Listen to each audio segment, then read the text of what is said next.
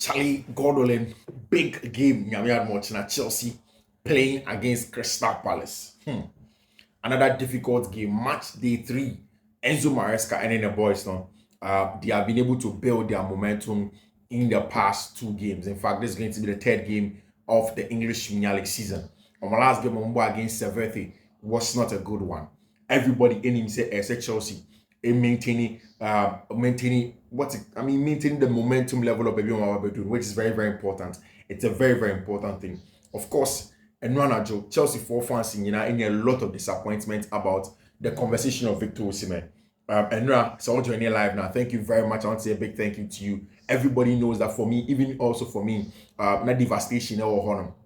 But again, you look at the conversation of Victor Osimhen and how he wasn't able to join Chelsea, the conversations around him, what's happening in the last few minutes of Victor Osimhen, and you see and now pay about Victor Osimhen.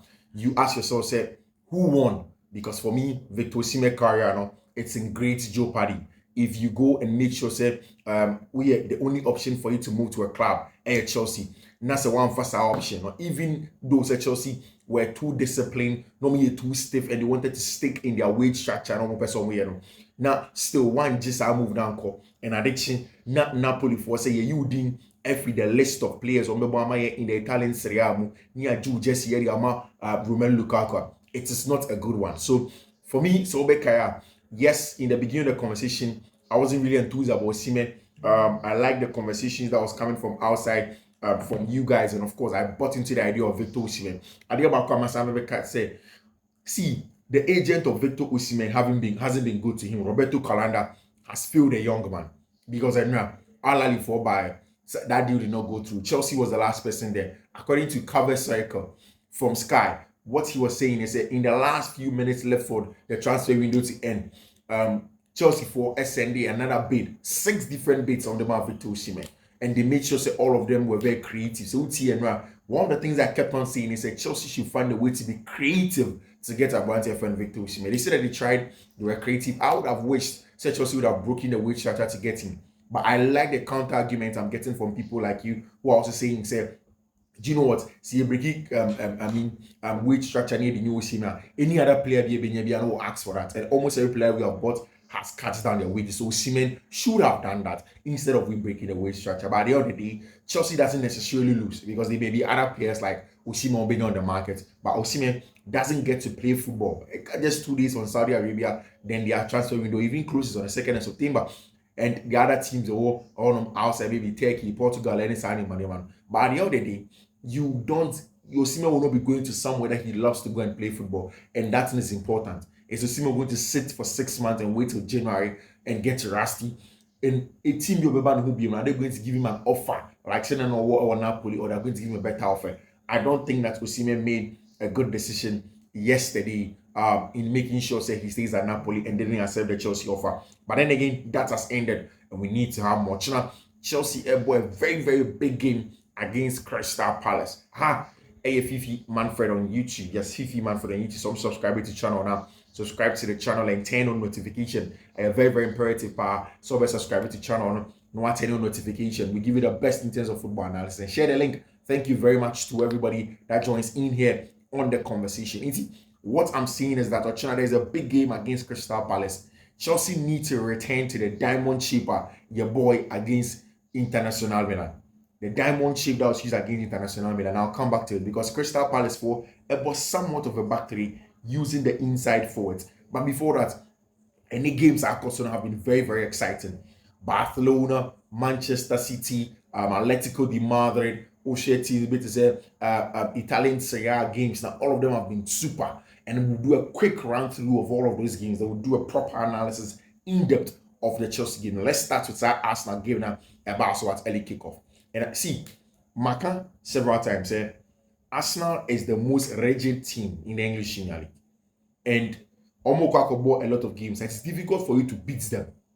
But sometimes there is a lack of technical ability and technicians on the field of play. To watch Arsenal team now, they are prioritizing physical specimens and defensive players into Mutino and even when they are not controlling the game. And it is the way Mikel Arteta wants to control matches. You can control games from a technical point of view by having loads of the ball and then all of that. Mikel Arteta, Juma Pessoa, and say He wants to control games using physical specimens, any winning of duels using physical players. Any action to watch Arsenal. It's difficult for William Saliba or even Gabriel Magalhaes to lose their individual battles, which is something that's very important. It helps them.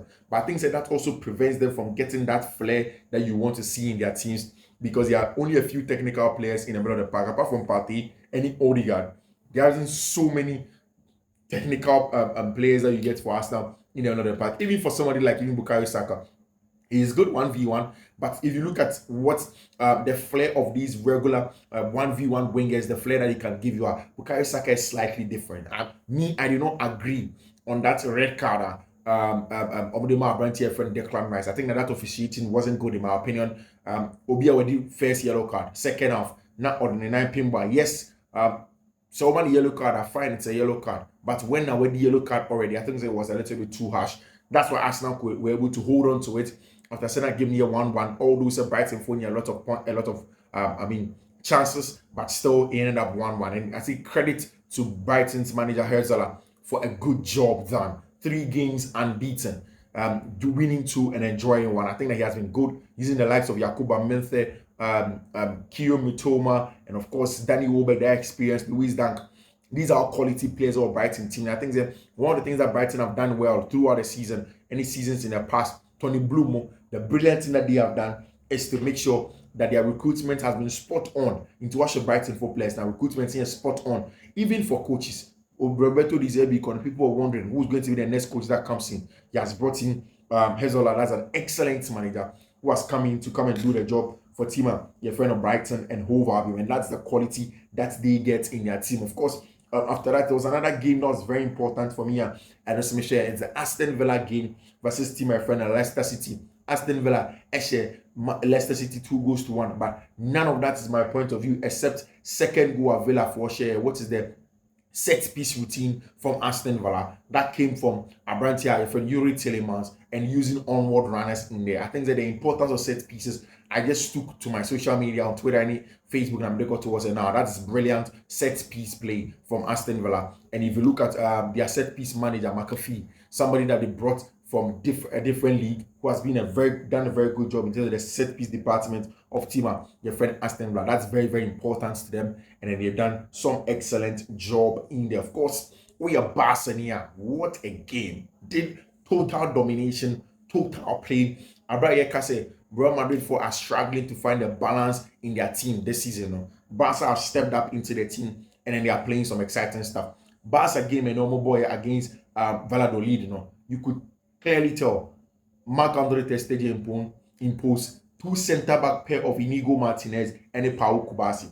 2 players on La Masia, 2 players very good on the ball, 2 players excellent in build-up. Then using Koundé and Abrantia for Alejandro Balde. It was simple. Barca for build up, it becomes a battery with Koundé, Inigo Martinez, and Pau Kubasi. In the middle of the pack, it was Marc Casado at the base of it.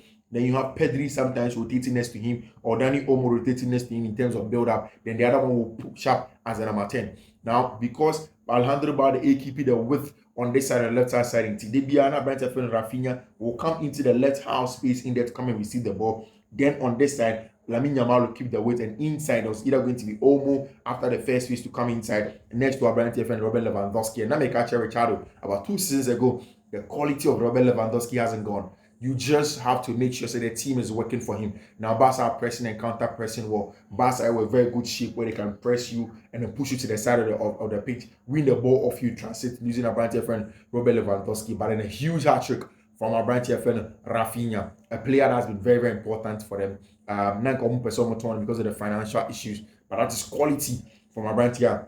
Your friend Rafinha, he has done an excellent job from Tima, your friend FC Barcelona. So Barca have gotten their job done as it stands now, done a brilliant job in your game. Of course, Manchester City, Tima, your friend West Ham United, Bono by 3-1. 3 goals from my branch friend Erling Haaland, scoring 69 goals in 71 games. 69 goals in 71 games. What is the ceiling of Erling Braut Haaland? What is the ceiling? Quality display all across. See, striker, a chance or the to me. Who you less mistake. Erling Haaland will turn a half chance into a good chance and that's all exactly what Abrantia, your friend Ellen Haaland. Those are the run-up for the games. Now let's get into the analysis of the big game that Chelsea played against team Chelsea against my friend Crystal Palace. Just before we go on, it is official. It is official. Abrantia, your friend Jadon Sancho, a Chelsea player, were completely a loan move to Chelsea, and it's going to be with an obligation to buy for 25 million next season in there. And England for no has seen it. Jadon says he's excited to be here. London is where I grew up, and I'm happy to be back. The manager spoke to me about the project, and for a young player, it's exciting. Hopefully, I can bring goals and assists to the bridge. Jadon started his career at Watford before joining Man City at age 14. 3 years later, he went to Borussia Dortmund. Of course, Jadon Sancho, a Chelsea player. Everybody is saying, also Jadon Sancho deal now. One, Chelsea do not pay any loan fee for Jadon Sancho. Two, Chelsea are only going to buy him for 25 million if Chelsea perform very well next season. Three, Jadon Sancho taking a huge pay cut to join Chelsea. Nyaka said he's going to add to Chelsea midfielders the depth of the wingers. Sorry, now Chelsea have two different types of wingers. They have the wide wingers or the 1v1 wingers, and then the half space wingers, or what they call the La Pausa wingers. La Pausa foreigner, they come into the half space and control the game inside. Kopama mo, João Felix mo, Jadon Sancho mo, Nkuku mo sometimes can be called the La Pausa wingers, and that's exactly the job that they do. But the proper wingers, not Chelsea, one said Noni Madueke, Mihailo Modric, and Abante Feni Pedro Neto can play on both wings. So there is the depth in that area for Chelsea in terms of controlling games, in terms of breaking down low blocks. Meaning Kofu Bebe sometimes disagree with me when I say it's the last season. Not Chelsea's problem any goal scoring. Chelsea's biggest problem was managing games and then breaking down low blocks, because teams in Ketwane Chelsea struggled to break them down. Now, how are Chelsea going to break these teams down this time? Having players like Jadon Sancho, who can now pull players away and then get the attacking number 8 running in between the lines, running in between them, will be very important in breaking down low blocks, and getting players can be very good. Also, the injury situation of Pedro Neto, El Hornum, and then of course Chelsea wants to manage it, getting a depth in that area and not being dependent on only one attacker like last season on Abrante friend Cole Palmer, who will be good for Chelsea and very, very important in qualifying for Champions League. Chelsea have done the job for Abrante friend Jadon Sancho. He is a blue as it stands now. Now, Crystal Palace about 2 games in English Premier League just like Chelsea, or 0 points. Yes, 0 points from Crystal Palace. And Oliver Glasner is a very good manager. In fact, last season, or Bayern, he played very well, making sure that he dominates a lot of play. In the last few games before the season ended, he used Ebrechi and then used Michael Olise to tear teams apart. And Obo with a 3-back, more like a 3-4-3. But this time, the extra wingers are inside actually. So there's a 3-back, there's a wing back. Then Adam Watson sits in there to control the game. Then you have Olise. And last season, you had Olise and Ebreche is inside. Now, Olise could have offered Daichi Kamada, player not in the year of Frankfurt, about the team. Now, these are also another very good trickery, direct inside winger. So it is not an easy game to play against. Now, Obekaya, time at Chelsea ever preseason game against International Milan, all of us had questions about Enzo Maresca. Said, is he going to play inverted? Yes, they be inverted, and Fakra inverted now. Against Inter Milan, which is a 3-back. Now he changed from that inverted way of play, bringing in the diamond midfield, making sure that Malo Gusto will invert next to him. There was going to be a base there. There's going to be another midfield on the left, and then we had somebody at the apex or the tip of the diamond to play around the press of International Milan. Whilst that game ended 1-1, everybody could tell that Chelsea really controlled the game without possession, and then they could create a lot of chances. It's what's going to happen.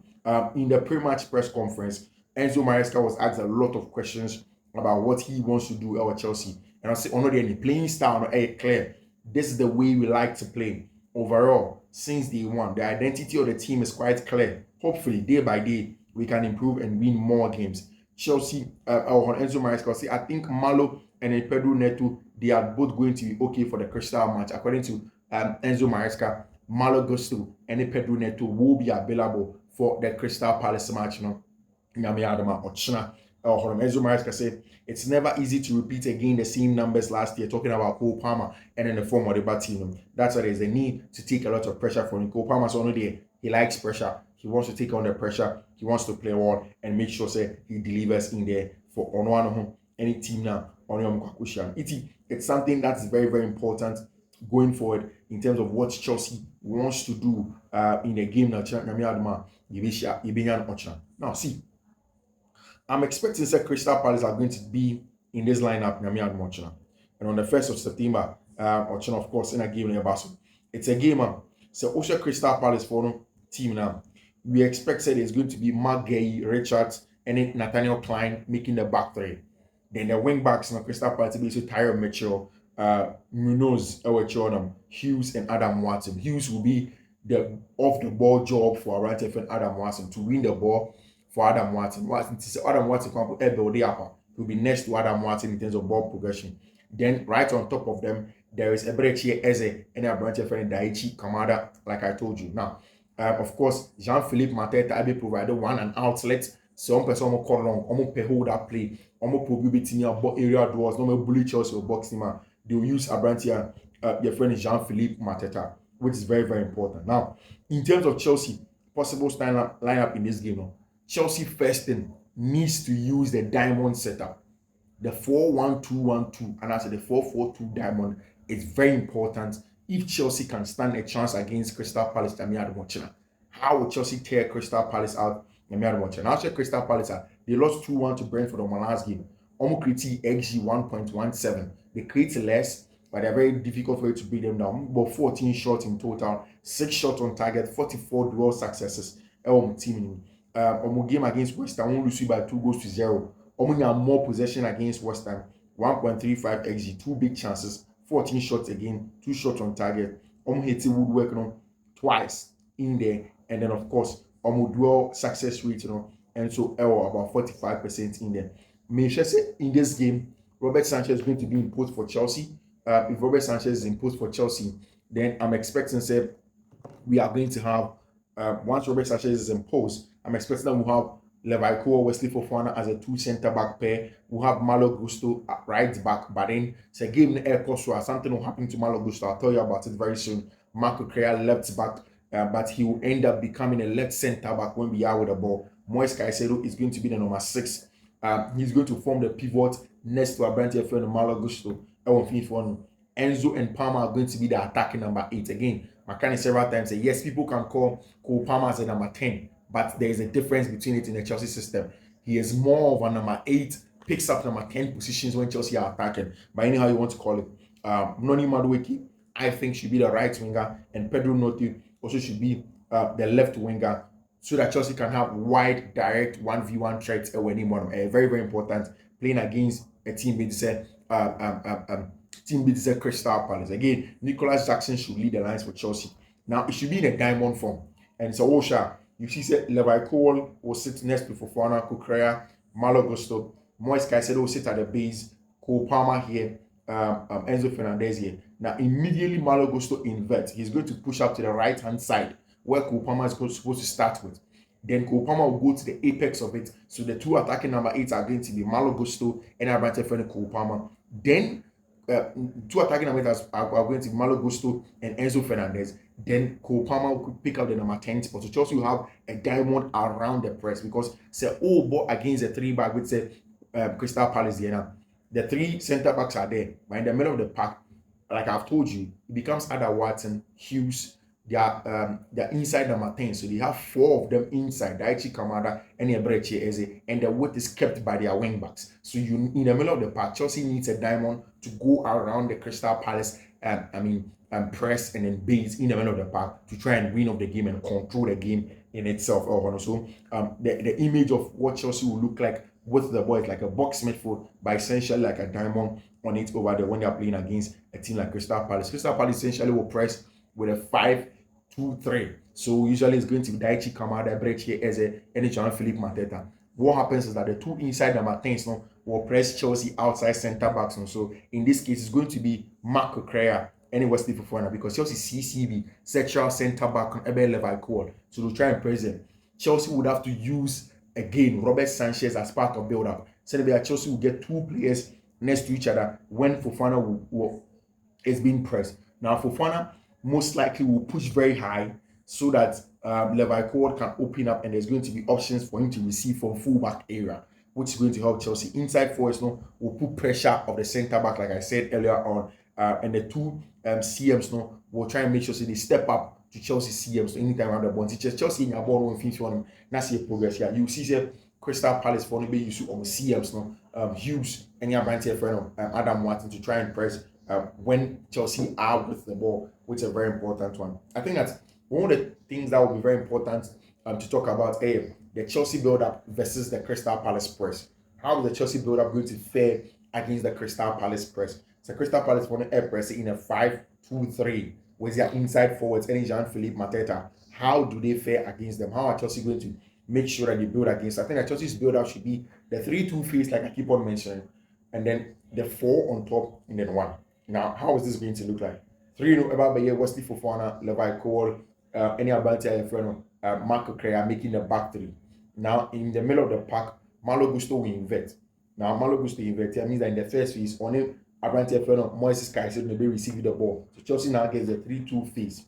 Now, up top on them, we're expecting that Chelsea will have 4 players. That is the 2 players on top, the 2 number 10s or the 2 number 8. I want to call it Enzo Fernandez, Cole Palmer on the left, Cole Palmer on the right of that right half space, Enzo Fernandez on the left half space. Then you have Pedro Neto on the left wing. Then you have Manny Madrid on the right wing. Then you have Nicolas Jackson as the 1 on top, which is very important. It means that Chelsea can stretch Crystal Palace. Chelsea can pull out their wing backs in there. Now their wing backs essentially are going to press Chelsea's full backs. The most important thing with this is that Saul Pressure will break his system because already they have a 5 at the back. So attacking number 8 na Chelsea Kita in Cole Palmer and Enzo Fernandez. They will do a job. Anytime they are Chelsea wingers now, it will pull Crystal Palace from wing back and outside centre back because you are very good 1v1 wingers. Oh, 18. No 1v1 wingers. Most likely it will pull the outside centre back and it will pull the full back next to the 1v1 winger. The job of these players, and they say, attract these 2 players next to them. Space by the dome. Space by them. The job of Cole Palmer and Enzo Fernandez is to make underlapping runs in between them to break them down. Last season, not Chelsea Berpa because born wide areas, not team not sitting in a 5, number 1 connect because there was no proper structure in breaking down these teams. I expect that with these profiles, with somebody that can have the touchline, with somebody that can run in between the outside centre back and then the centre back, Chelsea has enough to create some quality chances against team your friend Crystal Palace. Also, because of this, Chelsea will have a front 5. So the 4, Enzo, Palmer, Noni Madueke, Mihailo Modric, and Jackson. A front 5 against Crystal Palace, so 5. Now to pin them back. In certain times, one of the things that will happen is that Chelsea can now have only Caicedo at the base. So it's now changed from the 3-2-4-1 to become a 3-1-5-1. Understand? So there's going to always be a free man in Nicolas Jackson because Abrante Efreno, Malo Gusto will push up. There can be a free man in Cole Palmer and Enzo Fernandez. At some point, if Chelsea have sustained pressure, Chelsea to make it up on the check, no, sustained pressure, they will push Malo Gusto to come up, and then it's going to be a 3-1-6 usually. If you don't want to say 3-1, 5-1, I can say 3-1-6, and then push it like that, and make sure that Chelsea will have sustained pressure. Send them Chelsea lose the ball, and they can press and counter press, win the ball, turn the possession over, and then keep Palace at bay, which is a very, very inside, very good one. I think that the outside centre backs now and on the wing backs now will most likely will drag them, and that's going to be space for your attacking number 8 now to run through. I think one of the things that Chelsea have to be very careful in your Brentford friend Watson to Eze. Usually, Gab may be leaving on the left from the left hand side now. Watson to Eze into the gap left from go left from Gupto in inversion. So Gupto if you on once again, it means that the wide defending, the aggressive wide defending of Wesley Fofana will be very, very important in such a game. See, Chelsea has what it takes to control this game. Against a game against Crystal Palace, sustain pressure, make sure they pin them to their back for them. This is where we'll bring the captain down of Fiifi-Manfred on YouTube. Another big addition. Thank you very much for joining me. Thank you very much. Subscribe to the channel if you've not subscribed to the channel, and turn on notification of Fiifi-Manfred on YouTube. Of course, I'll see you, God willing. I'm Yadama. after the game.